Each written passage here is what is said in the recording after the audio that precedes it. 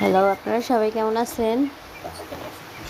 আজকে প্রচুর বৃষ্টি হচ্ছে, প্রচুর বৃষ্টি হচ্ছে। কি বলবো আর আল্লাহ, বাংলাদেশের অবস্থা ভালো না, খুবই খারাপ, খুবই ভয়াবহ অবস্থা।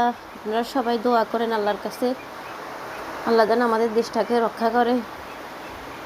সব কিছু তলিয়ে যাচ্ছে, ডুবিয়ে যাচ্ছে। অনেক জায়গায় একেবারে বন্যা হয়ে সব তলিয়ে গেছে, ভূমিধসও হয়েছে, অনেক মানুষও মারা গেছে।